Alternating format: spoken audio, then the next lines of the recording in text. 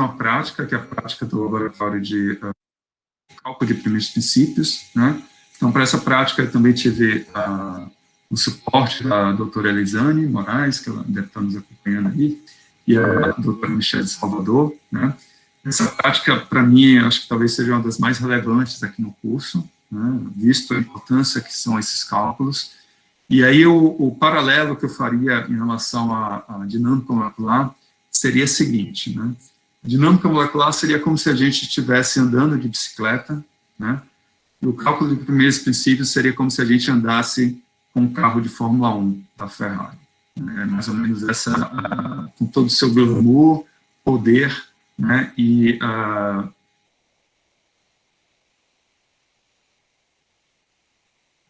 desculpa, eu vi que o Renan tinha feito uma colocação.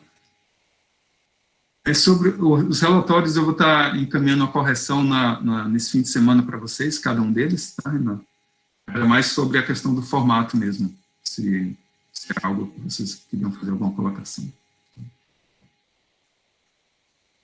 Então, Laura, desculpa, mas acho que o glamour da Ferrari ainda está grande qualquer um. Tá? Talvez a gente tenha alguma coisa melhor aí na praça, né, com computação quântica e possa melhorar ainda mais nossos cálculos. Mas o paralelo entre a bicicleta e um carro de Fórmula 1 ainda permanece, né? Isso em todos os sentidos, no sentido de custo, né, no sentido de, se você for pensar até em termos de ordem de grandeza, né, você vai ver que são bem, para o mesmo sistema, mesmos tamanhos, o custo vai ser similar, né, a diferença de custo, como também o que é necessário para poder estar aproveitando e realizando esses cálculos, sem ficar parecendo que é uma caixa preta, né? Essa aqui é a nossa preocupação aqui para vocês, né? Você vai ver que vai ser muito fácil rodar, né, executar o cálculo, mas por trás desse cálculo tem uma série de pontos, tem uma física profunda aí, em termos seja de mecânica quântica, física do estado sólido, né, ou mesmo do ponto de vista numérico, né, que eu vou tentar, se não entrar de uma forma profunda, né, que acho que não é o escopo do curso, mas pelo menos alertá-los, né, alertá-las sobre esse contexto. Tá? Essa que é a proposta aqui. Bom, então a gente vai fazer um laboratório do cálculo de primeiros princípios, né, isso vai ser realizado hoje e amanhã. Nesse caso, o que eu estou chamando de primeiros princípios, né, ele está baseado na teoria do funcional da densidade, né, e eu vou comentar um pouco desses primeiros princípios aqui, né, porque se você for conversar com alguém da química, o entendimento que o pessoal da comunidade química pode ter do que é primeiros princípios pode ser diferente do que é na física, e já de cara, né, tentar mostrar para vocês quais são as limitações, as aproximações que a gente está fazendo quando a gente realiza esses cálculos. Tá? Bom, então, eu vou só para trazer uma questão de por que a teoria do funcional da densidade, né, e aí eu vou ser bem provocativo também. Em 2014, saiu na Science um artigo super interessante que foi chamado A Montanha dos Papers, né? Ele citava os 100 artigos científicos mais importantes, mais citados, né, de toda, assim, ao longo da história, né, e compara isso com a montanha, onde você tem aqui, por exemplo, a Torre Eiffel, né, você tem o Everest, e assim por diante. A teoria do funcional da densidade, ela está em 4 desses 100 artigos, né, os mais citados. E 2 deles estão no top 10. Isso de todas as áreas de conhecimento, tá? Biologia, química, né? Então, até o artigo mais citado é um da química, de uma reação que foi proposta e que para muitos vários fenômenos, né, você precisa estar realizando isso. Então, dos 10 mais citados, o 7º e o 8º são do DFT, né? Essa é a questão da importância. Nesse mesmo artigo, eu deixo isso aqui para depois vocês lerem, né? E ele comenta, ele traz, essencialmente, na discussão sobre esses 100 artigos mais importantes, tem uma seção específica para o DFT. Né? Por que o DFT está sendo uma teoria, né, da qual tem esse impacto, né, do ponto de vista científico. E aí ele coloca ali uma forma muito interessante, que é uma das pessoas que mais a gente vai usar, né, esse trabalho do Beck, né, que é um funcional do GGA, onde ele comenta que, bom, que os fundamentos estão aí, né, essencialmente envolvem matemática, a parte computacional, bem como o fundamento da física quântica e química, mas as aplicações são infinitas. Né? Então, você pode aplicar, ele descreve bem, isso, de novo, né, no estado fundamental, né? O DFT ele pode ser usado para toda, ele é bem, aqui não é nada modesto, como no caso do Dirac, né? Mas é para toda a química, bioquímica, biologia, nanosistemas e materiais. Então, tudo que a gente conhece no mundo terrestre, né, do movimento dos elétrons, o DFT é capaz de capturar. Então, você tem nas mãos, né, depois dessa prática, uma ferramenta que, de fato, vai te permitir, né, explorar de uma maneira muito, um poder preditivo, né, qualquer material, em qualquer condição. Aquele 1% que talvez esteja fora, são condições onde a gente vai estar falhando em termos das nossas aproximações, né, seja a de Bohr-Oppenheimer, ou mesmo um funcional que não seja capaz de capturar interações de muitos corpos, né, de uma forma mais específica, mas isso você está tratando de uma pequena família, né, de sistemas, que não deixa de ser interessante, mas nas mãos, né, vocês vão ter uma ferramenta que, em princípio, qualquer material que a gente conheça na Terra, né, isso aqui é interessante de colocar nesse contexto, né, a gente consegue tratar com o DFT. Então, a minha dica aí para uma área que eu, pessoalmente, acabei seguindo, né, tanto na minha iniciação científica, mestrado, doutorado, envolveu atividades usando o DFT, e acho que é bem verdade o que é colocado aqui nesse artigo, ela te capacita a atacar problemas das mais diversas possíveis, né, biologia, geofísica, ciências materiais, seja lá o que for. Então, do ponto de vista de materiais, é o que a gente tem de melhor, né, até o momento. Bom, então, mas, obviamente, é o que tem de melhor, mas tem suas limitações, aí eu já queria chamar a atenção sobre elas. Né? Então, o que a gente chama de cálculo de primeiros princípios, né? Então, de novo, esses primeiros princípios significa que a gente vai entrar apenas o número atômico e o número de elétrons. É isso. O resto é a própria solução das equações que vai estar nos fornecendo as propriedades físicas, objetos físicos de interesse. Né? Mas, obviamente, dentro dessa teoria, como a gente já havia mostrado nas aulas passadas, né, a gente tem uma série de aproximações que são realizadas. Então, esse nosso primeiros princípios, entre aspas, né, esse aspas, é necessário estar indicando quem são nossas limitações. Então, a primeira é a aproximação de Bohr-Oppenheimer, né, assim, nunca esqueçam disso, no sentido que a gente está nesse estágio já fazendo esse desacoplamento dos graus de liberdades eletrônicos e nucleares, tá? Isso é algo importante. Com isso, a gente separa o nosso problema nuclear do nosso problema eletrônico, né? Então, o nosso problema eletrônico ele vai ser resolvido dada uma configuração nuclear, né, que vai estar congelada para uma determinada configuração nuclear, né, essencialmente. A segunda aproximação, né, e que ou a teoria, que é uma teoria exata, né, até um determinado ponto, como a gente havia mostrado anteriormente, eu vou voltar aqui na discussão hoje, que é a teoria do funcional da densidade, onde a gente transforma o nosso problema de muitos corpos, ou seja, a gente está olhando para a função de onda, para vários problemas de um único corpo, né, uma questão de Schrödinger para uma única partícula, e no caso aqui, a gente está usando para fazer um tratamento das interações elétron-elétron. Né? Então, a gente vai ter um outro nível, né, de aproximação que a gente vai ter que incluir em termos do funcional da densidade. Então, a gente vai, em vez de olhar para a função de onda, vamos estar olhando para a densidade de carga no nosso sistema. Né? Tem uma terceira nível de aproximação, que eu também já havia adiantado para vocês nas aulas anteriores, e que a gente vai fazer o uso aqui também hoje, né? Onde vai se separar, né, os puristas, mais primeiros princípios, de quem está mais próximo da área de materiais, né?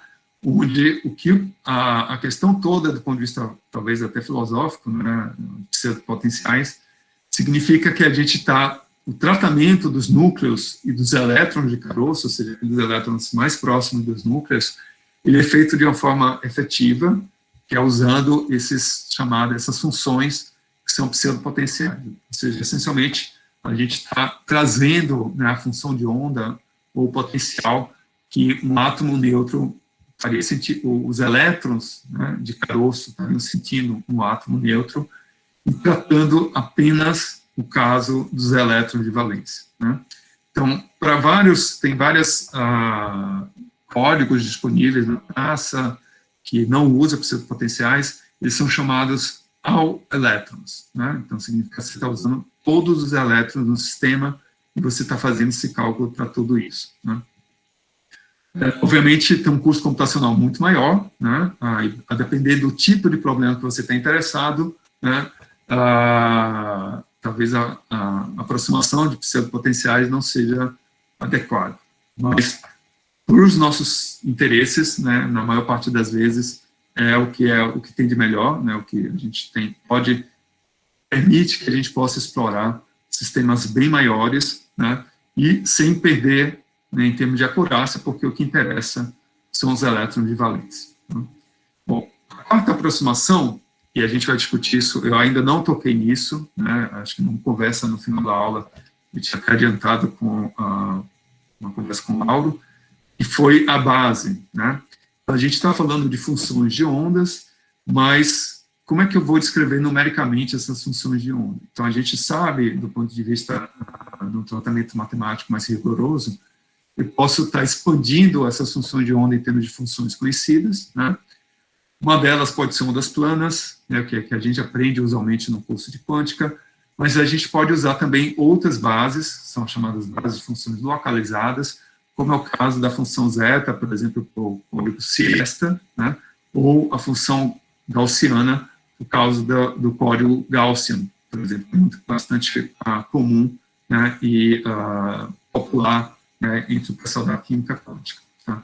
Então, essa parte da base a gente vai comentar rapidamente hoje, né, e essencialmente o que nós vamos utilizar vai ser algo bem conservador, entre aspas, que vai ser o uso de ondas planas, porque a gente sabe que a gente consegue controlar o nosso cálculo, né, melhorando cada vez mais, aumentando, né, quem seria o número, a tua base, ou seja, você tornando a tua base mais completa, que é o que é esperado, né, do ponto de vista quando se faz um formalismo matemático da mecânica quântica. Então, isso é algo numérico que é importante estar se resolvendo. Bom, a quinta parte, né, que é também uma aproximação, no sentido de a gente vai envolver uma avaliação numérica importante e vai envolver diversas operações. A primeira vai ser a transformada de Fourier, né? Então, para alguns códigos de primeiros princípios, você tem uma ideia, eles têm patentes de como você fazer a transformada de Fourier, que é inerentemente do código, né? Então você não pode usar em outras aplicações, a não ser que você pague pelo uso, né?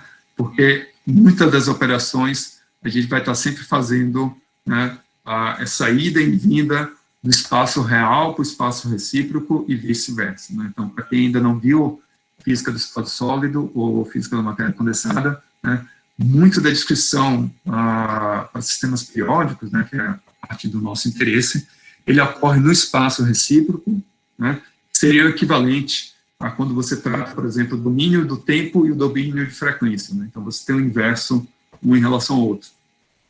Aqui é a mesma coisa, a gente tem um espaço real, né? E muitas das operações vai ser muito mais fácil e eficiente fazer isso no espaço recíproco e depois fazer a transformada de Fourier de volta, né? E isso faz com que esses cálculos, né, se você tem uma boa forma de estar fazendo essa transformada de Fourier, isso melhora significativamente nossos cálculos.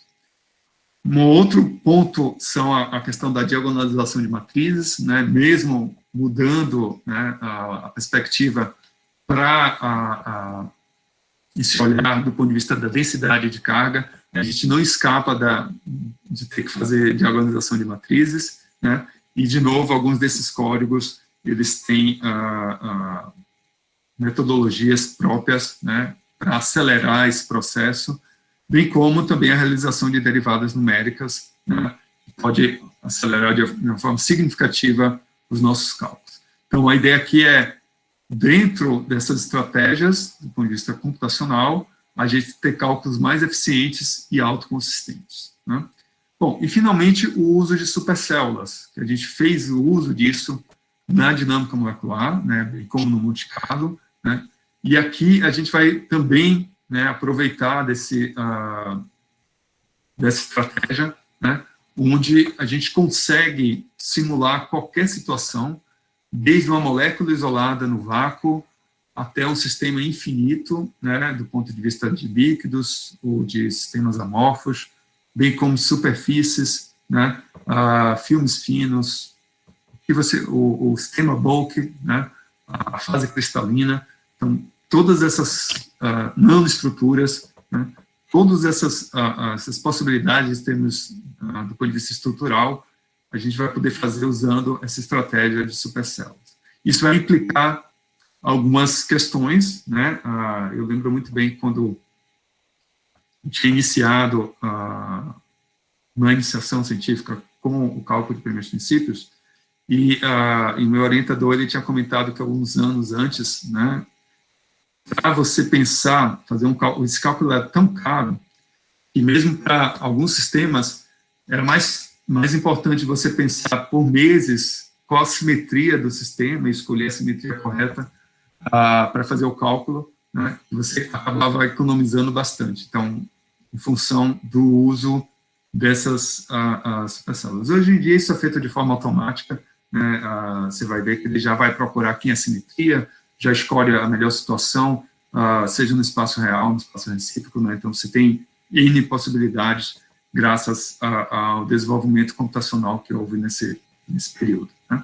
Então, o que eu estou chamando, acho que só para realçar, né, finalizar essa discussão, o que eu estou chamando de cálculo de primeiros princípios, ele traz em si várias aproximações, né, então, mas ainda assim, os ingredientes que a gente vai estar incluindo é o número atômico, né, do sistema de nosso interesse, de cada um dos componentes de nosso interesse, e o número de elétrons que a gente vai ter nele. Tá? Então, é impressionante, você vai ver que essa metodologia é realmente poderosa e vai trazer muita informação interessante para a gente, né? Bom, então, só relembrando o que nós vimos, a gente usou a aproximação de Bode-Einheimer, ou seja, desvinculou, né, esses graus de liberdades eletrônicos dos nucleares. A justificativa para isso foi a questão da diferença de massas, né, os núcleos é muito maior do que os elétrons, então qualquer movimento nuclear, instantaneamente os elétrons acompanham, né. Obviamente, com essa separação, a gente ainda tem um problema de estar resolvendo a questão do ponto de vista eletrônico, né.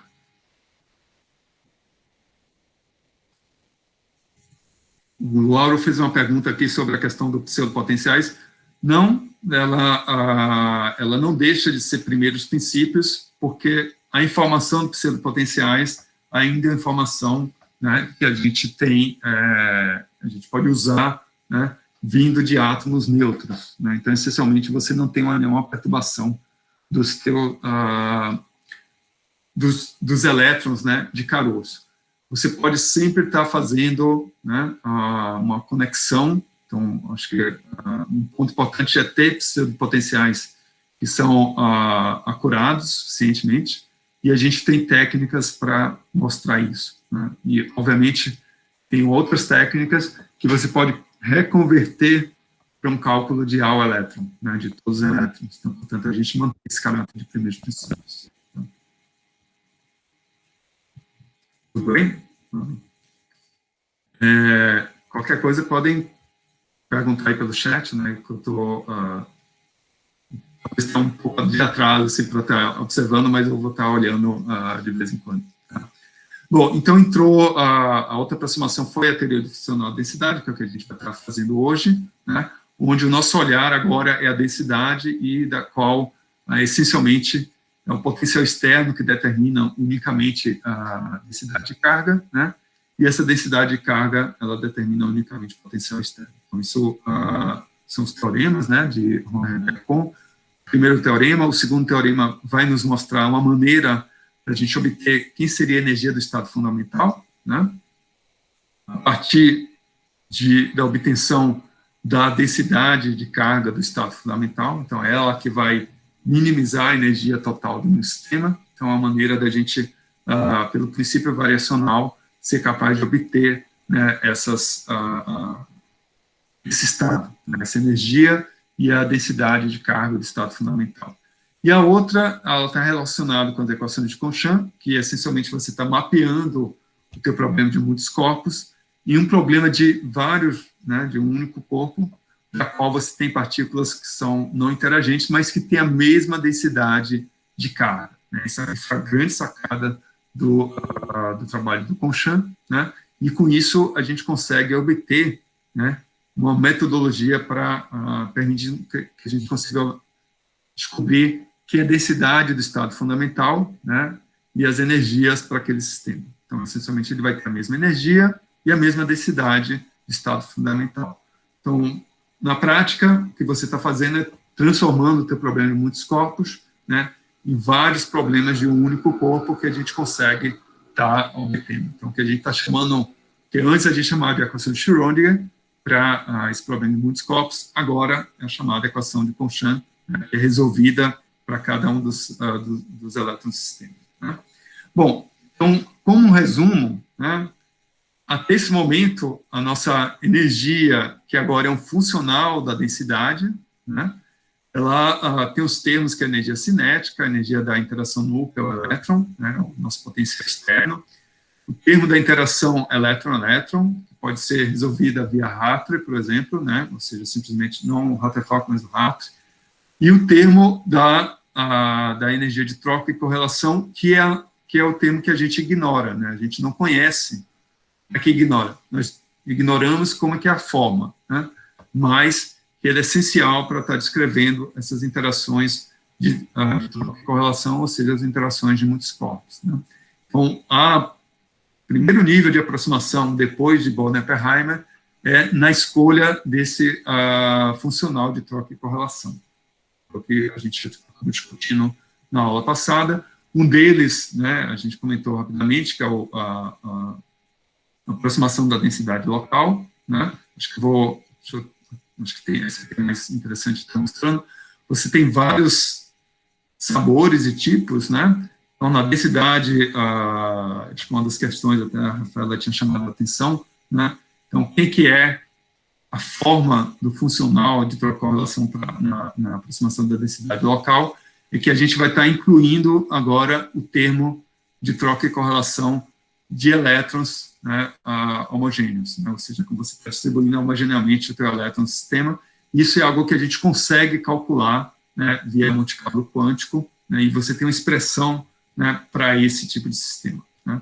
Então, seja lá qual a condição em termos da densidade, você sabe quem seria o equivalente, né, para o grau de elétrons, e com isso a gente consegue fazer uma descrição. Obviamente, se você tem variações em termos dessa densidade eletrônica, o LDA, em princípio, ele não deveria funcionar bem, mas por uma questão de cancelamento de erros, né, ele acaba descrevendo muito bem vários sistemas, inclusive sistemas moleculares. Já a família da aproximação do gradiente generalizado, né, O que a gente inclui nesse termo de troca-correlação é as variações na densidade. Né? Então, imagine que você tem uma molécula, que aí você tem uma concentração de densidade no espaço físico da molécula. Quando você sai distante da molécula, você já não teria mais elétrons ali. Então, nesse sentido, né, essa variação, esse gradiente, né, de densidade eletrônica é levado em conta, e você tem uma melhora, né, para alguns casos, como você também pode estar tanto supercorrigindo ou subcorrigindo para outros. Né? Então, é algo que você pode estar sempre melhorando cada vez mais a tua descrição do ponto de vista eletrônico. Bom, na prática, eu tinha trazido um diagrama um pouco mais simples da outra vez, mas só para vocês entenderem bem todos os passos que acontecem no cálculo, e a gente vai ver isso acontecendo na prática. Né? Então, a gente começa com uma certa geometria, com determinadas condições, né, de as posições x, y, z dos nossos núcleos. Né? Então, com isso, eu vou começar gerando uma densidade. Essa densidade, no nosso caso, ela vai ser aleatória. Então, espacialmente, você vai gerar a função de ondas, né, na qual ela vai gerar uma certa densidade, e eu subtraio aqui a densidade, que é a densidade dos núcleos, né? Ou seja, onde estão as posições nucleares. Bom, com isso eu vou, se eu conheço a minha densidade, mesmo que ela seja randômica inicialmente, né, o que eu vou precisar agora é saber quem que é o potencial que eu preciso resolver, né, ou seja, para poder ser capaz de calcular, resolver a minha equação de Conchamp, né, que ela se assemelha muito à equação de Schrödinger, né, então você tem o Hamiltoniano, o operador Hamiltoniano, a minha função de onda, né, os meus autovalores de energia e as funções, novamente as funções de onda. Né? Bom, então se eu tenho para uma determinada densidade, né, pela equação de Poisson, né, ou seja, para um determinado potencial colombiano, né, eu consigo obter quem é o potencial. Essa equação, que acho que talvez não tenha ficado muito claro na aula passada, mas que a gente precisa resolver inicialmente. Né? Bom, se eu tenho agora o meu potencial, né, eu vou ter o meu potencial de troca-correlação, e eu posso, né, junto com esse potencial de troca-correlação e o potencial colômbico, eu tenho uma descrição completa agora, né, do meu Hamiltoniano, ou seja, qual o potencial que esses elétrons, que esse elétron, né, está submetido. E com isso eu consigo resolver o meu problema, né, do ponto de vista numérico, que é a equação de Conchamp, né, diagonalizando agora a minha matriz, e eu vou ter meus altos valores, autovetores, né, e essencialmente eu vou ter novamente as funções de onda para essa densidade que eu chutei inicialmente, que me deu um potencial, que me dá um novo conjunto de funções de onda. Né. Agora, essas funções de ondas, elas servem para a gente calcular quem seria a nova densidade eletrônica, né? E, com isso, eu consigo ter a informação sobre a energia total do meu sistema. Né? O que a gente vai fazer aqui essa energia é, de fato, energia mínima, né? Como é que eu sei que a energia é mínima ou não? Eu vou comparar com o que eu tenho de informação anterior, né?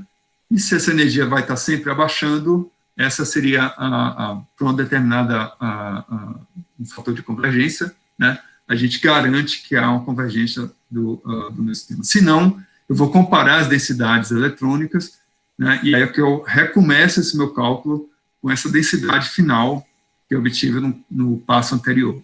Isso é feito de uma forma cíclica, né? Ou seja, autoconsistente, né? Até a gente chegar na condição da energia mínima, ou seja, você, pelo princípio variacional, você chegou no estado fundamental do sistema. Então, se eu cheguei no estado fundamental, né, o que a gente vai estar tendo é uma informação sobre a densidade, né, do estado fundamental. Então, com isso, eu consigo obter quem seria a energia, a densidade, em função das minhas funções de onda, né, e os autovalores, que nesse caso aqui não são os autovalores de energia, como a gente, mas são os autovalores de Conchamp. Né? Então, a gente pode não poder fazer esse paralelo direto, né?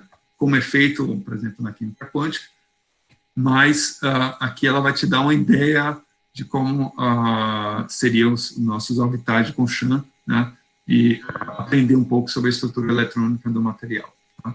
Então, é esse processo que a gente vai estar fazendo hoje, né, usando o código QuantExpress. Né? Bom, então a questão dos pseudopotenciais, como eu havia comentado, eu estou trazendo de volta porque a gente vai ter que informar ao código quem são esses pseudopotenciais, né? Então você pode olhar aqui, aqui no caso da linha cheia, né, seria o pseudo para um determinado, para os vários orbitais, 3s, 3p, 3d, enquanto o tracejado seria a informação, né, do potencial, da minha função de onda, para o pseudo-potencial que a gente teria, para a função de todos os elétrons. Então, note que para todos os elétrons, a gente tem vários nós aqui na função, troca de massa, valores positivos e negativos. Então, significa que para descrever essa região, a gente precisaria de uma base mais completa, tornando o cálculo muito mais pesado. Né? Então, por isso que a gente pode escolher um determinado raio, né? A partir desse raio, a função é idêntica à função ao elétron, né? A primeira derivada também tem que ser a mesma, né? Mas nessa região próxima do caroço, né, próxima do núcleo, esses elétrons de caroço são tratados de uma maneira suave. Né? Então, inclusive, até alguns pseudopotenciais que a gente vai estar usando, né, eles vão ser chamados de ultrasoft. Ou seja, você faz essa suavização o máximo possível. Né? Mas ainda assim, respondendo a questão do Lauro, a gente está tratando de cálculo de primeiros princípios. Né? Bom, então, o que a gente vai estar realizando? Né? Nós vamos usar o código QuantExpresso, né, um código aberto. Ele tem uma história bem interessante, né, essa parte de estrutura eletrônica. Ele acabou acontecendo, você vai ver que vários desses códigos ele aconteceu muito mais na Europa do que nos Estados Unidos. Né? Então, o pessoal na Europa, eles tinham a tradição, do ponto de vista de estrutura eletrônica, de estar desenvolvendo algumas dessas técnicas. E aí, daí, na Europa surgiu o QuantExpresso, que é o pessoal da Itália, né, baseado principalmente em Trieste, dos grupos do professor Roberto Carr, né, que está agora em Princeton. O código do Carl Parrinello, né, pelo próprio nome já disse, foi do Roberto Carr e do Parrinello, mas que acabou envolvendo para um desenvolvimento mais na Alemanha. A gente tem o código VASP, que talvez seja o mais popular dentre todos os códigos de primeiros princípios, né, pela versatilidade e pela é bastante amigável. Para quem, assim, você pode fazer um cálculo de DFT sem precisar saber o que é DFT. Se você, com QuantExpresso, você tem que saber o mínimo para poder fazer alguma coisa, senão você não consegue rodar. Por isso que aquele comparativo que eu fiz no início da aula com o carro da Ferrari é mais ou menos isso. Você precisa saber dirigir, né, e saber dirigir em velocidade, né, para poder aproveitar do código. Tem o Siesta também, que é um código que foi desenvolvido o termo Siesta, é Spanish Initiative for Thousands of Atoms, né? Então, foi um código que foi desenvolvido na Espanha, ele tem um caráter que é mais usando bases localizadas, e o Crystal, que ele foi desenvolvido na Inglaterra. Então, você vê que cada país, assim, as grandes contribuições, né, tem também, né, para não deixar de fora, o pessoal da França e da Bélgica, né, o Abinit. Então, cada um desses países, a comunidade de estrutura eletrônica desenvolveu códigos próprios, né, mas que, hoje em dia, talvez os principais seriam o VASP, o Siesta, o QuantExpresso e o Abinit. Né. O VASP tem uma questão que ele é pago, né, e ele custa, a licença dele é 3 mil euros, né, se você já tem a licença, mas se você for comprar uma licença nova, algo da ordem de 5 mil euros, enquanto o QuantExpresso ele está disponível gratuitamente, né, e assim, você consegue ter acessá-lo, né, como também o Siesta, né, você pode baixar e rapidamente poder estar inferindo. Né. Bom, então, na nossa prática, para questões práticas, né, desculpa o trocadilho, mas é que a gente não vai precisar pagar pela licença do ponto expresso, né? Ele também tem foi um código da qual eu passei um tempo no grupo que desenvolvia o ponto expresso, então algumas das rotinas dele têm uma contribuição nossa, né? E ele tem um código usando outros planos, né? Então isso é algo que me facilita bastante. Vocês vão ver que vai ser uma maneira de poder estar aplicando, né, de uma forma controlada esses cálculos. Bom, então como é que a gente vai entrar com informação, né? A gente vai entrar com modelo, né, ou seja, número de átomos, do número atômico dos núcleos, o número de elétrons que eu tenho, a informação sobre a célula unitária, né, ou seja, onde é que eu estou colocando esses elétrons. Aí são detalhes mais se você estiver tratando de sistemas estendidos, né, vetores da rede, qual base a gente está usando, né? Nesse caso aqui vai ser uma função de ondas planas, né? E essa base a gente vai ter que escolher qual, né? Obviamente, ondas planas, você tem tua energia, ela pode ir para infinito, mas do ponto de vista computacional, a gente não consegue isso, né? Então a gente vai ter que truncar a energia dessas ondas planas em algum ponto, né? Então, por isso que essa é a questão da base aqui. A gente também vai ter que informar qual a aproximação física que está sendo dada, ou seja, quais funcionais, né? Se a gente está usando de correlação, a aproximação da densidade local, a aproximação do gradiente generalizado, ou outros meta-GGA, né? Tem uma série de Van der Waals, então tem uma série de opções, né, que pode aparecer, né? Então, por isso que você precisa conhecer bem, né, da técnica para poder não fazer escolhas inadequadas, né, do ponto de vista físico. E tem uma máxima, provavelmente o Gregório já tenha chamado a atenção de vocês, eu volto a repetir: garbage in, garbage out, né? Se você coloca lixo, sai lixo, né? Então a gente tem que saber o que está colocando para ter uma informação de qualidade após a realização do cálculo. E, finalmente, algumas questões sobre aproximações numéricas, né? Esses raios de corte que eu havia comentado, a amostragem no espaço recíproco, né, que eu havia ainda não comentei, mas eu vou falar daqui a pouquinho, e como é que é o procedimento autoconsistente, né? Ou seja, se eu quero fazer um cálculo autoconsistente, significa que em um ponto eu vou estar comparando as energias e vou estar também comparando, né, as densidades eletrônicas. A pergunta é: quão bom é, qual o meu teste, qual seria o meu limite de convergência que eu gostaria que pudesse estar fazendo. Eu poderia fazer uma coisa bem mais quick and dirt, né? Ou seja, rapidamente, mas não necessariamente tão acurado, mas também eu poderia escolher algo bastante acurado, né? E aí, mas o custo computacional acaba sendo mais caro, né? E nessas escolhas todas, a gente vai estar olhando, né, como está incluindo isso. Em alguns códigos, como, por exemplo, o VASP, né, e o mesmo Quanto Expresso, né, algumas dessas informações ela aparecem como valores de default, né, já estão lá, são usualmente valores conservadores, né, ou seja, se você usar os valores de default, significa que você está gastando mais tempo computacional. Essencialmente é isso. É bom sempre fazer um teste de eficiência, porque esses cálculos são cálculos, aqui não vai ser, mas na prática eles são cálculos caros, né, do ponto de vista computacional. Então, pode ser cálculos que podem demorar, assim, para um artigo original, né, um trabalho original, ele pode demorar semanas a meses, né? E para isso você tem que ter muita certeza do que você está fazendo, né, para não fazer bobagem, né, e não estar gastando tempo computacional, né, da tua infraestrutura. Bom, finalmente, mas depois de todo esse trabalho, né, eu faço todo esse drama mas aí é importante realçar que, uma vez feito, você tem o que tem de melhor, né?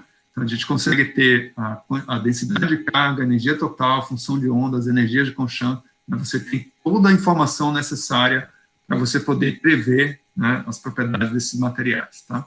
Então, esse esforço vale a pena, porque você tem uma descrição muito acurada do teu sistema. Tá? Então, vai ser esse caminho aqui que a gente vai estar começando hoje e vai finalizar amanhã. Né?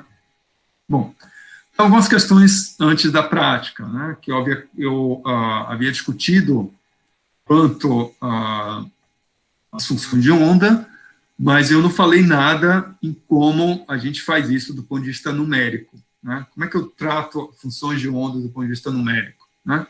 O que a gente vai fazer é expandir a nossa função de onda, né, em função da densidade, para uma determinada densidade, né, em termos de ondas planas.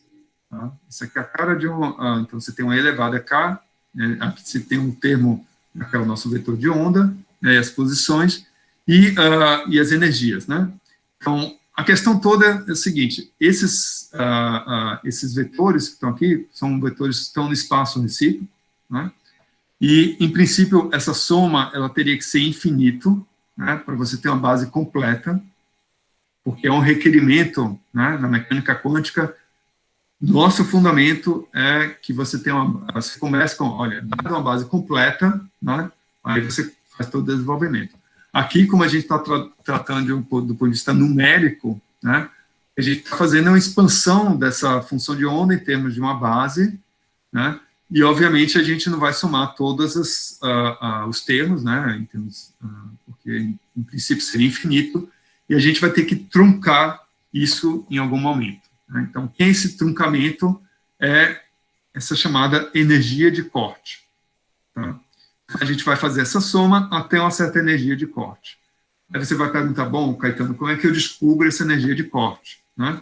Então, a gente vai fazer um dos primeiros exercícios que nós vamos fazer exatamente, né, um procedimento para saber quem a energia de corte da qual você tem um compromisso entre ter um cálculo acurado e um custo computacional razoável. Né? Porque qual que é a ideia? Eu posso escolher essa energia de corte tanto quanto eu queira, né? Mas, obviamente, se minha base não é completa, a gente vai ver que a energia ela tem que convergir, pode vir tanto de cima como também de baixo, né? Então, ela vai ter que descer ou subir e convergir para um determinado valor. Então, eu vou começar a mudar vários diferentes valores para essa energia de corte, e o que eu tenho que dizer é que ele converge quando essa energia chega e não muda mais. Tá? Então, esse é o primeiro, um dos primeiros exercícios que a gente vai ter que fazer para uma questão numérica. Tá? Então, isso nada está tirando o caráter de primeiros princípios do cálculo, muito pelo contrário, né? Isso envolve a questão do compromisso entre poder computacional que você tem disponível e o quão acurado você vai ter. Né? Então, é a diferença entre um cálculo demorar um dia e demorar 2 meses. Né? Então, se você está fazendo doutorado, né, ou mesmo um projeto qualquer, né, o que aqui você vai 2 meses para fazer um cálculo, enquanto você pode, né, de uma forma razoável, né, realizar ele um dia. Então, é esse tipo de escolhas que vai começar a aparecer para quem está trabalhando na parte de primeiros princípios. Né? Obviamente, você tem um problema dos elétrons de caroço, que são localizados. Né? Então, se eu fosse fazer um cálculo ao elétron, significa que a gente precisaria, né, de um raio de corte muito alto, porque eu preciso ter um conjunto de funções de onda que seja capaz de capturar esse vai e vem aqui, né, esses nós na minha função. Então, isso também é uma motivação para a gente estar realizando, né, o uso de pseudopotenciais, porque a gente vai combinar um raio de corte razoável, né, de tal modo que a gente não precisa se preocupar com essa região que é próxima do caroço, né, dos elétrons de caroço, porque se a gente tivesse que incluir, né, descrever a função de onda aqui, eu precisaria de raios de corte bem maiores, ou seja, o nosso custo computacional é bem maior. Né? Então, ele vai com esse corte, né, elevado a 3N. Né? Então, quanto maior o número de átomos, pior. Né? Bom, então, um outro ponto que eu havia comentado, para quem ainda não está acostumado com o estado sólido, né, mas a gente já fez isso na parte da dinâmica molecular, né, clássica, ou dinâmica molecular, de uma forma geral, que são as condições periódicas de contorno, né, onde o que a gente vai fazer é, dado o nosso espaço, que a gente vai criar uma supercélula, a gente vai colocar essa molécula, ou esse motivo, ou esse átomo, né, no meu sistema, e com isso eu posso trabalhar com talvez uma única célula, né, e ainda assim ser capaz de ter as propriedades macroscópicas do meu sistema. Então, a gente vai fazer o uso disso, né, e para poder utilizar essas condições, a gente tem vários tipos possíveis, né, você tem ao menos 7 formas da rede de Bravais, né, desde a triclínica, onde todos os parâmetros de rede são diferentes, e os ângulos também são diferentes, a monoclínica, né, da qual você tem 2 ângulos, são 90 graus, um é diferente, todos os parâmetros de redes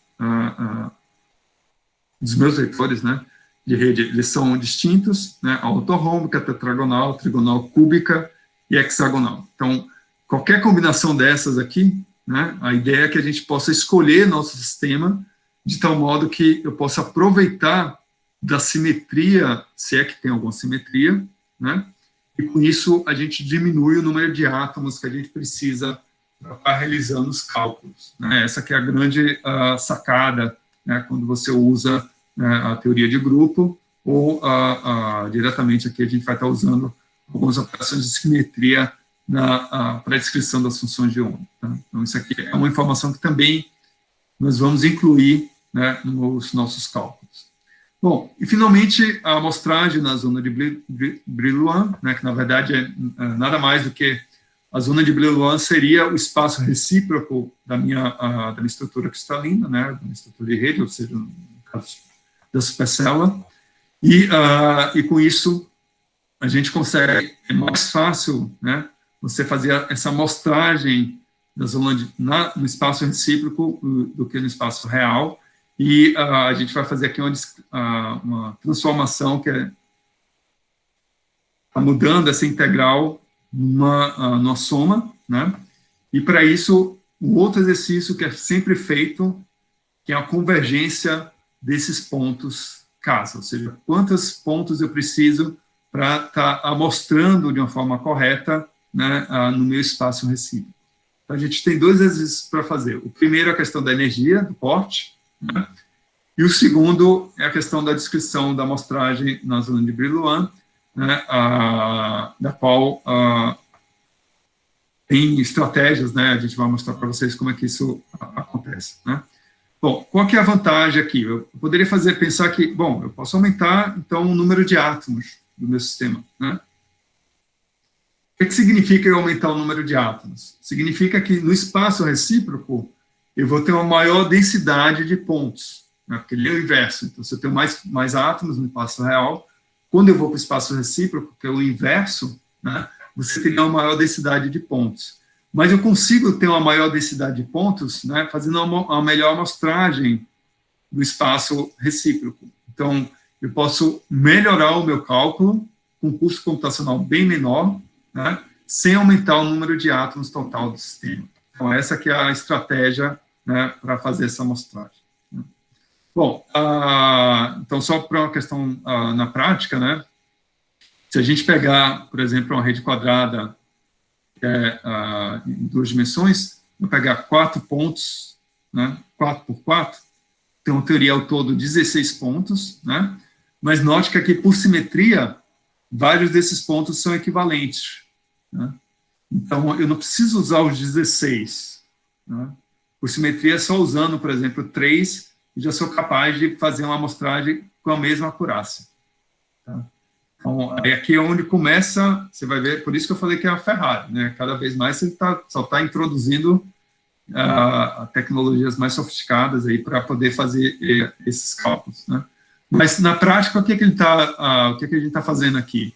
Essencialmente, é melhorando nossa amostragem sem precisar estar incluindo mais átomos no sistema, portanto, ter uma melhor descrição do ponto de vista da estrutura eletrônica. Então, esse é um ponto que merece chamar atenção, né? Pode parecer confuso para vocês nesse momento, mas na prática você vai ver que vai fazer sentido, né?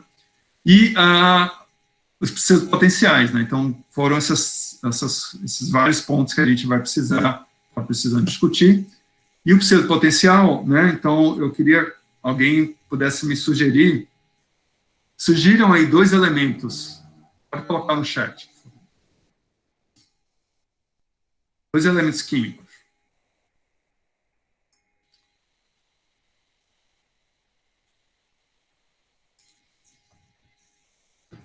Então, vou pegar o caso do hidrogênio, que o Lauro sugeriu, e o fel, da Rafael. Né? Então, vamos começar com o hidrogênio. No QuantExpresso, né, aí vocês vão ver uma coisa interessante. Se você entrar na homepage do QuantExpresso, que é quantexpresso.org, né, quanto-expresso.org, né, / pseudopotenciais, potentials, ele tem uma biblioteca de pseudopotenciais. Né? Então, só para dar uma ideia para vocês de como que essas coisas evoluíram em termos do tempo, antes, né, nesses códigos, você tinha que criar o seu pseudopotencial. Né? E criar um pseudopotencial era quase um doutorado, assim, era um negócio que era um parto, porque você tinha que fazer, testar, era realmente uma coisa muito... requer, né, um conhecimento de física atômica molecular profundo, né? Você nunca tinha certeza se seu potencial era bom o suficiente, né? Então, se você olhar na biblioteca do Instituto de Física, do FUSP, várias teses criação de pseudopotencial, isso nos anos 70, 80. Né?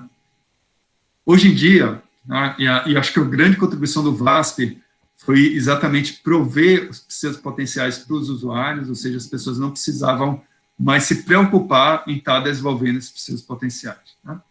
No Expresso, no Siesta, eles têm algo como uma tabela. Né? Então, eu vou pegar aqui a escolha que o Lauro sugeriu, o hidrogênio, né? E aí você vai olhar, ó, o hidrogênio, ele tem, pelo menos aqui, uns quase 20 pseudopotenciais. Né?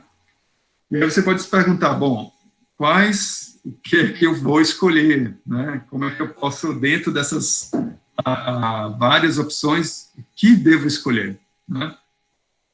Mas ele tem uma coisa interessante, o que é que a gente vai estar procurando? A gente vai estar procurando pseudos potenciais que sejam de uma certa família, né? Um certo tipo, ele pode ser ultrasoft, ele pode ser PW, né? Que é como no caso, ser quase como ao elétron, né? E qual funcional que você vai estar utilizando. Né? Então, aqui é um funcional do tipo GGA, PBE. Né? Então, é onde vai começar as nomenclaturas, né? E pode levar a uma certa confusão, mas nesse momento o que interessa para a gente é o seguinte, vamos sempre procurar famílias de potenciais, então se eu estiver interessado em olhar, pegar aí como o Renan e o Lauro tinham sugerido, o ouro e o hidrogênio, né? Então, eu quero fazer um cálculo que envolve o ouro e o hidrogênio. Então, eu vou ter que olhar famílias que são similares, né? Da mesma forma que eu olhei para o caso do hidrogênio, né? Eu tenho que olhar aqui na tabela periódica, né? Procurar pelo ouro, né? E a gente olhar dentro da família dos pseudos potenciais que tem disponível para o ouro, qual que teria, né, o mesmo tipo de funcional, né, e outras informações que poderiam estar aparecendo. Então, aqui aparece esse PBE Sol, que deve ser com solvente, o PBE, né, aí você vê, ó, tem ultrasoft, né, com correção relativística, sem correção relativística, no caso do ouro talvez seja importante, né. Então, é onde começa aquela questão. Você tem que saber um pouquinho para saber o que é que você está escolhendo aqui na prática. Né? Então, se a gente entrar qualquer um desses pseudos, né, vamos pegar aqui aleatoriamente esse cara aqui, deixa eu tentar... O que é que ele traz de informação? Né? Ele tem que me descrever como é que é a região do core, né, próximo do núcleo. Né? Então, ele vai dar uma energia de corte, para a função de onda e para a densidade de carga, né? Bem como quem são os elétrons de valência, onde estão esses elétrons, onde é que ele está ocupado, qual que é a descrição da estrutura eletrônica desse sistema, que tipo de funcional eu estou trabalhando, né? Como é que isso foi criado, como é que é a distribuição em termos dos coeficientes, né, que vão gerar aquela função. E aqui é onde termina a parte onde a gente consegue entender, né? O pessoal do Quanto Expresso tem aquelas piadinhas de nerd, né? Você pode encontrar isso em alguns lugares. E aí vem uma outra parte, que se note que é um monte de número,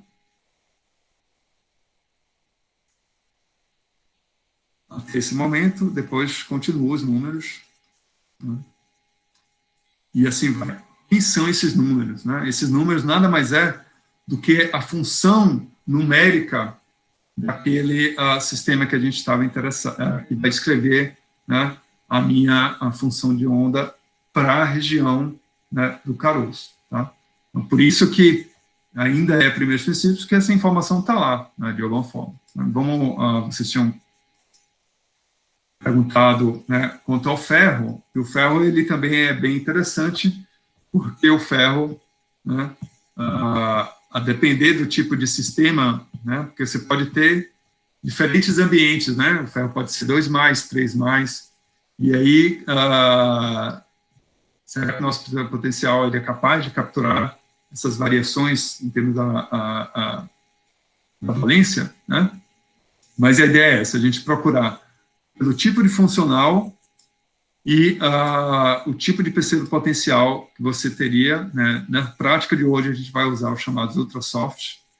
Foi uma revolução quando eles acabaram sendo criados, porque permitiram tratar de sistemas bem maiores, né, com custo computacional bem mais razoável, né? E a ideia é mesmo, né? Se você entrar em qualquer um deles, você vai ver, né, o formato, né, dele seria: você tem um raio de corte para a função de onda, sugerido para a função da densidade de carga, né? Aqui, nesse caso, esse potencial, você tem esse cutoff, de 1,8 está em unidades atômicas, né?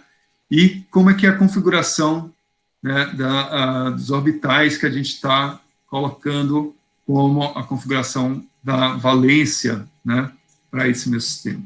Então, tem a energia do meu corte e a energia de corte, né, a energia do pseudopotencial, né? Qual que é a configuração eletrônica, né? Então, a gente está mantendo toda a configuração eletrônica equivalente ao argônio, né? E aqui a gente tem um pseudopotencial, da qual eu tenho os elétrons de valência, que é o 4s2, 3d6, e eu tenho também orbitais, mas sem ocupação nenhuma, os orbitais 4p. Né? E aí vem as informações numéricas, né? Que essencialmente, quanto maior for, mais elétrons eu tiver na valência, né? Para cada orbitais aqui, né, eu tenho uma informação de quem que é o orbital, até o 4s, o número quântico L igual a 0, né? Tem essa função de onda, a gente conhece na prática, para o elétron neutro, para o átomo neutro, né? E para cada um dos orbitais que a gente escolheu para nosso elétron, os elétrons de caroço. Tá? Então, é essa informação que antes era necessário estar construindo e que era um trabalho razoável, para você ter confiança no que você está fazendo. Hoje em dia, né, a gente está... eu vou já comentar a sua questão, Laura. Hoje em dia, a gente já tem disponível e testado, né, então, tudo que aparece aqui nessa tabela periódica quer dizer que ele foi testado, mas, obviamente, é bom sempre testar, né, para o teu sistema, né, que ele deve ter sido construído para uma determinada configuração, né, e não necessariamente você pode ter a questão de jargão, né, você pode ter um pseudo mais core, mais hard, e o outro seria mais soft, né. Então, quando a gente chama que a gente está usando pseudo mais hard, significa que você está colocando mais elétrons no teu... assim, além dos elétrons de valência, você também está incluindo alguns elétrons do core, e quando a gente trata de um pseudopotencial mais soft, significa que a gente está tratando os elétrons, apenas os elétrons valentes. Né? Bom, o Lauro comentou aqui da questão das ocupações, né, no caso de excitações. Lembre que a teoria da funcionalidade é uma teoria do estado fundamental, né? Então, tudo que estiver relativo a excitações aqui já não vale. Né? Então, para tratar de excitações, a gente precisa fazer alguns tratamentos de muitos corpos. Poderia ser o que é chamado TB-DFT, né? Ou, né, o chamado GW, que aí você faz uma correção de muitos corpos e aí você consegue acessar alguns desses estados, algumas dessas excitações. Né? Então, é algo que ainda está em desenvolvimento. Né? Então, se você procurar qualquer código de TD-DFT, ele vai ter pseudopotenciais específicos para você poder também estar tratando a questão dos estados de excitação. Tudo bem? Então, essa informação que a gente vai precisar escolher, né? E o que é que a gente tem no Expresso? Né? O que a gente vai estar... O Expresso, na verdade, é um pacote, ele tem vários códigos nele, ele tem um código para fazer o cálculo, que é o que a gente vai usar, o chamado PW.x, né? É o cálculo autoconsistente, né? Da estrutura eletrônica. Ele tem um código que ele vai fazer o cálculo de primeiros, dinâmica molecular de primeiros princípios, né? E nessa prática a gente vai usar algumas ferramentas que seria para obter as bandas de energia, a equação de estado, né? Um pós-processamento para visualizar essa estrutura de bandas e visualizar também a densidade de carga do sistema, bem como a estrutura de bandas, né? O gráfico da estrutura de bandas do sistema. Né? Então, para quem nunca viu uma estrutura de bandas, né? Deixa eu fazer uma pequena brincadeira aqui. Então, se vocês têm saudade do Instituto de Física, essa é a visão do pico no morro da Coruja, né? Você tem essa visão do Jaguaré, né? Desse pico. Então, eu lembro que a primeira vez que eu visitei o IF, a professora Marília Caldas, ela chamou a atenção que o formato desse pico, né, do ponto de vista do DFMT, né, ele vai lembrar muito a estrutura eletrônica do silício. Né? A gente vai tentar calcular quem vai ser a estrutura de bandas do silício. Você vai ver que ele tem bem esse formato aqui desse pico. Então, toda vez que vocês tiverem no Jaguará, né? Isso mesmo.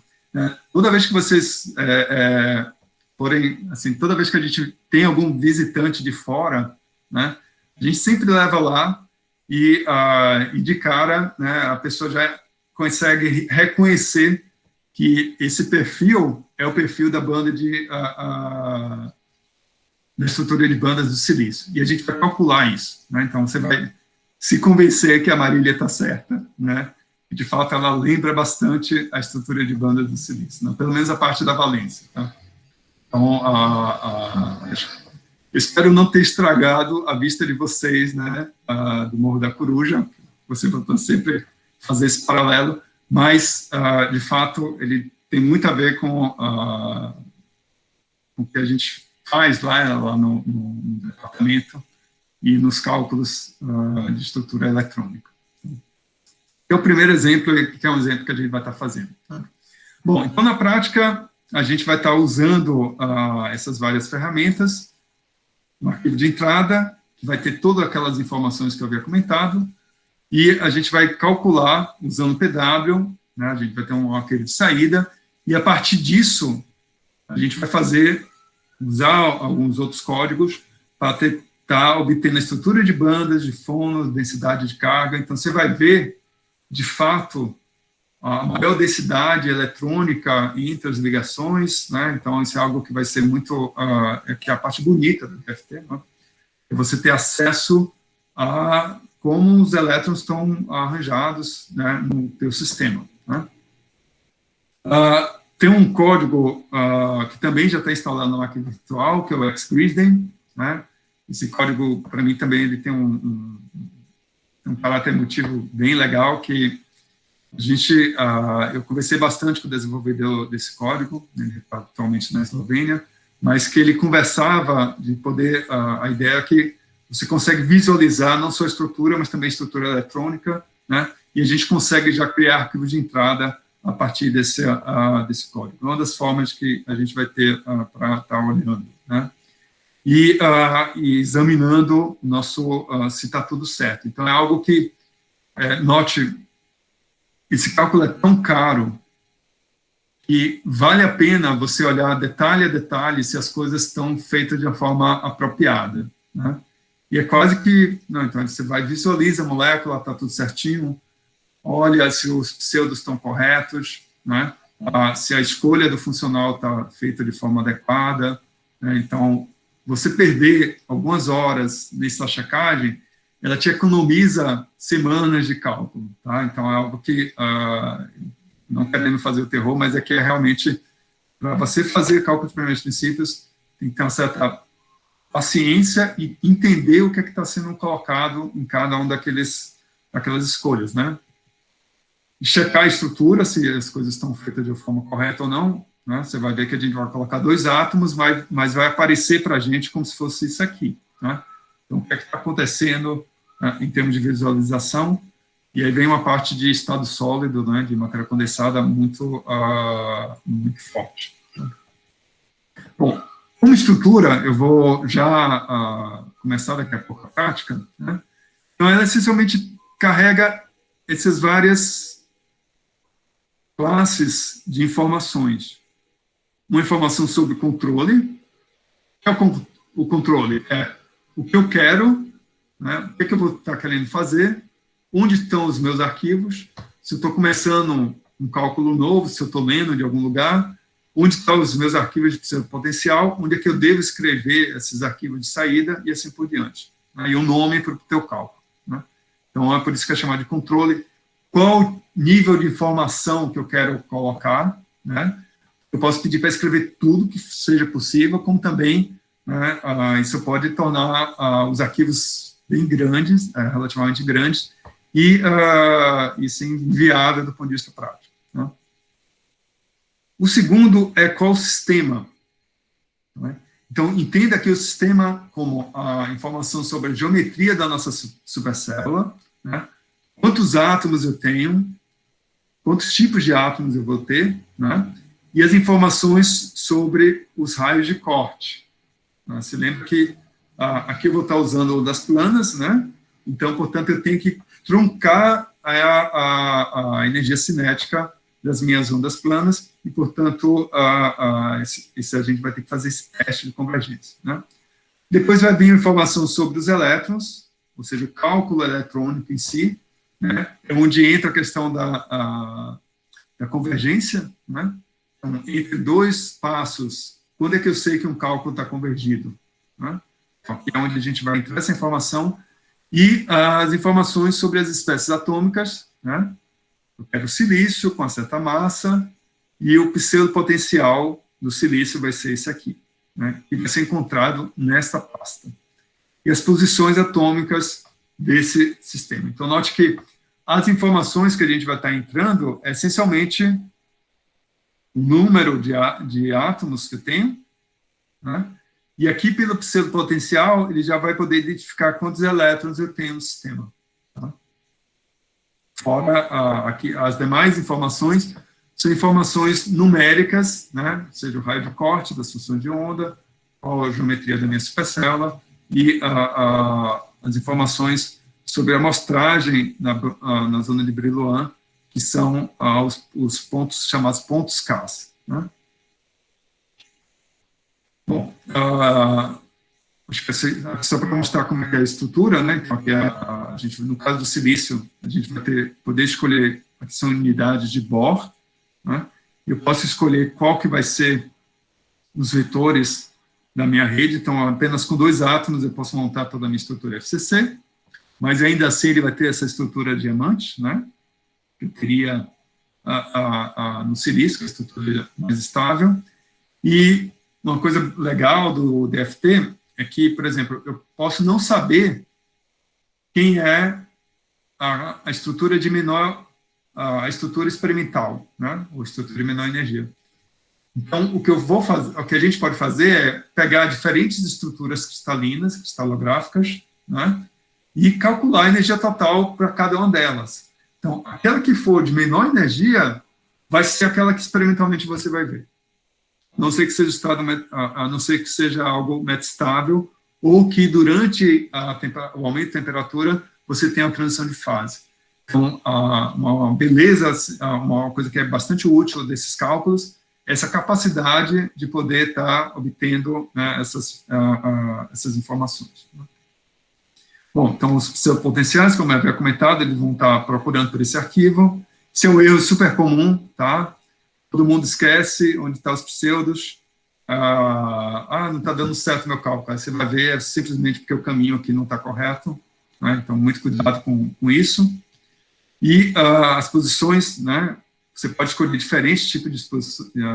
Você pode colocar as posições x, y, z, né? Ou seja, as posições cartesianas, como você também pode colocá-las em função do parâmetro de rede para cada estrutura, né? Nesse caso aqui vai ser o parâmetro de rede, então ela está na posição 0, 0, 0, 1 quarto, 1 quarto, 1 quarto. Então está nesse ponto e nesse ponto, né?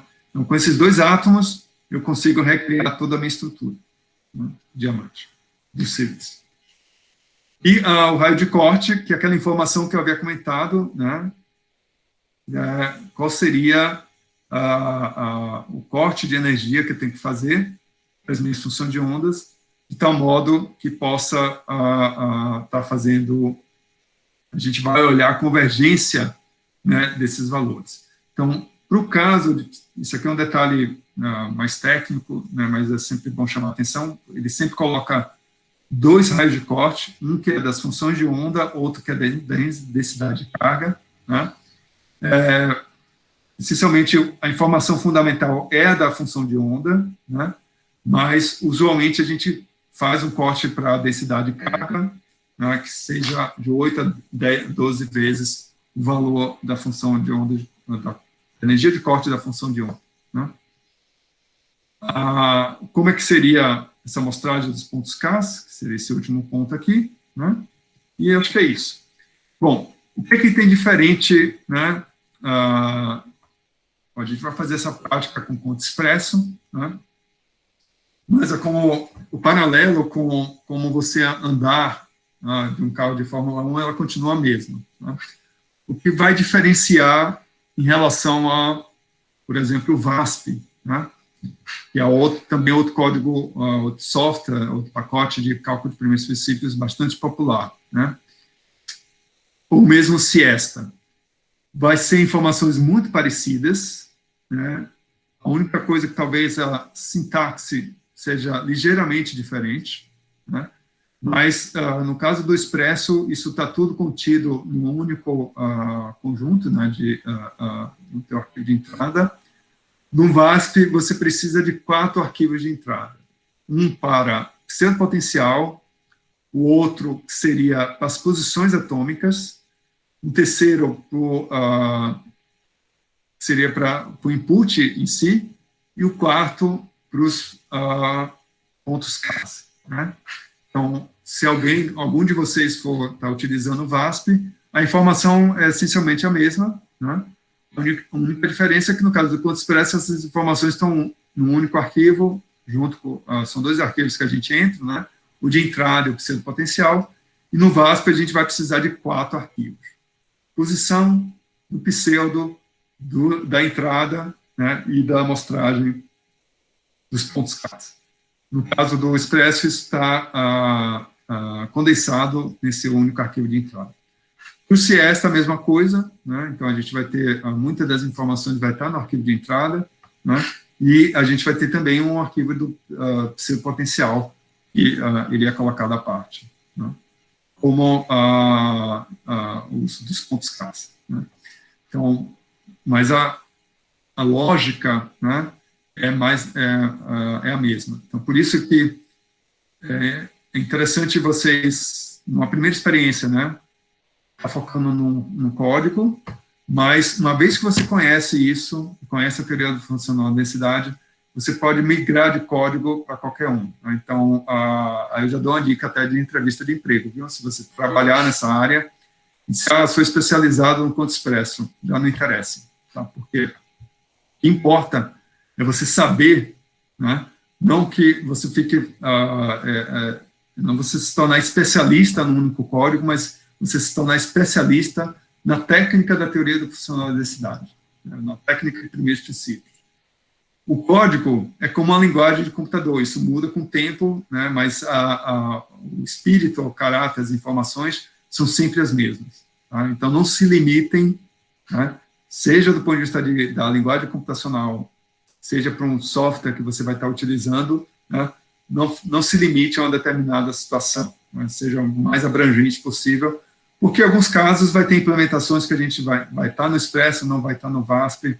Para alguns sistemas, o VASP pode ser muito mais rápido que o Expresso, simplesmente porque você está usando a transformada de Fourier mais diferentes, né, estratégias numéricas diferentes, o que pode tornar o teu cálculo mais competitivo se você usar um código ou outro. Né? Então, fica, para quem está começando, né, de entender de fato o que é que esses cálculos fazem. Então, hoje, a gente, acho que pelo tempo, vamos ser capazes de fazer apenas a primeira prática, a prática 0, né, óbvio, cálculo de relaxação de uma molécula isolada. A gente vai usar o metanol como exemplo, porque depois, né, cada um de vocês vai fazer um caso, são os dímeros do metanol, e a gente vai usar essa informação aqui, que é para obter um potencial interatômico usando aprendizado de máquina. Né? Então, vai ser algo original e vai poder casar as três frentes, aprendizado de máquina, cálculo de primeiros princípios, junto com dinâmica molecular. Né? Então, essa aqui é a proposta dessa atividade. Mas, obviamente, vamos olhar aqui o caso do silício, que é um caso clássico, né? E o do alumínio, também acho que é interessante para ver a diferença entre um semicondutor, o alumínio fica aquele caráter, né, se ele é metálico ou não, se semi-metal, e a gente olhar a estrutura eletrônica e poder, olhando a estrutura eletrônica, né, distinguir quanto ao caráter desses materiais. Né? Então, a maneira como a gente vai estar fazendo, vou entrar na máquina virtual, eu vou primeiro fazer realizar essa primeira prática, né? E amanhã a gente dá continuidade com o caso do silício, que seria, né, acho que no final eu queria obter a estrutura eletrônica do silício, e acho que é interessante fazer esse paralelo aqui com a visão que nós temos do IFUSP. Tá? Bom, eu vou dar uma pausa de 5 minutos, né, antes da gente começar o tutorial, eu vou parar aqui a gravação, mas se alguém tiver alguma pergunta, né, fique à vontade de estar